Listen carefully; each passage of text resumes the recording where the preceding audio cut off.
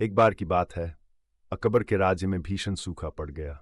कई महीनों से बारिश नहीं हो रही थी, जिससे फसलें नष्ट हो गई और लोग भूखमरी की कगार पर आ गए।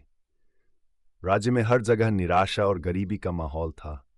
गांव वाले परेशान थे और राज्य के अधिकारी भी समाधान नहीं ढूंढ पा रहे थे। हर दिन लोग राजा अकबर के दरबार में आते और अपनी समस्याओं का समाधान मांगते, परंतु कोई उपाय काम नहीं कर रहा था। राजा अकबर खुद भी बहुत चिंतित थे। उन्होंने अपने सभी मंत्रियों से राय मांगी, लेकिन कोई भी मंत्री इस समस्या का समाधान नहीं सुझा सका।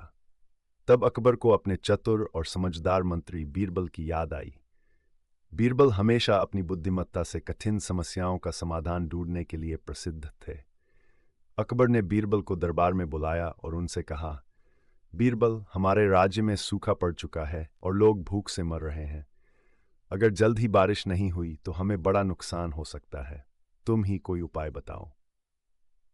बीरबल ने राजा की बात ध्यान से सुनी और कहा, जहां पनाह, हमारे राज्य के लोगों की तकलीफ मैं समझता हूं, लेकिन अगर हम धैर्य और संयम से काम लें तो हम इस समस्या का समाधान अवश्य ढूंढ सकते हैं।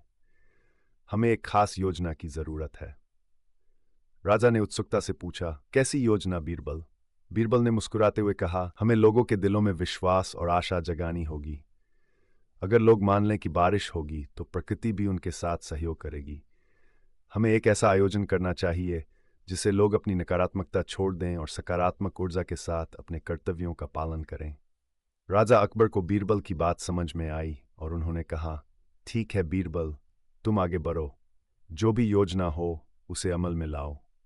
बीरबल ने आदेश दिया कि पूरे राज्य में यह घोषणा की जाए कि राजा अकबर स्वयं गांव में आएंगे और लोगों से मिलकर उनकी समस्याएं सुनेंगे।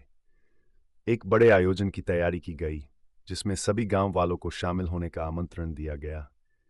बीरबल ने यह भी कहा कि सभी लोग उस दिन अपने साथ एक छोटी सी मटकी लेकर आएं। लोग इस बात से बहुत उत्साहित हो गए कि राजा अकबर खुद उनके गांव में आ रहे हैं। जब वह दिन आया तो सभी गांववासी एक एक मटकी लेकर आयोजन स्थल पर पहुंचे। वहां बीरबल ने कहा, हम सभी जानते हैं कि हमारे राज्य में सूखा पड़ रहा है और इसका कारण यह है कि हम प्रकृति से दूर हो गए हैं।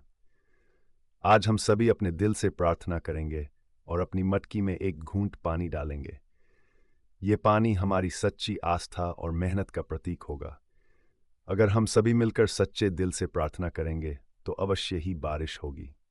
गांव के लोग बीरबल की इस योजना से प्रेरित हुए और उन्होंने मटकी में पानी डालना शुरू किया। हर व्यक्ति ने अपनी मटकी में एक एक घूंट पानी डाला। इस तरह पूरे आयोजन में लोग अपनी मटकी में पानी डालते रहे और प्रार्थना करते रहे।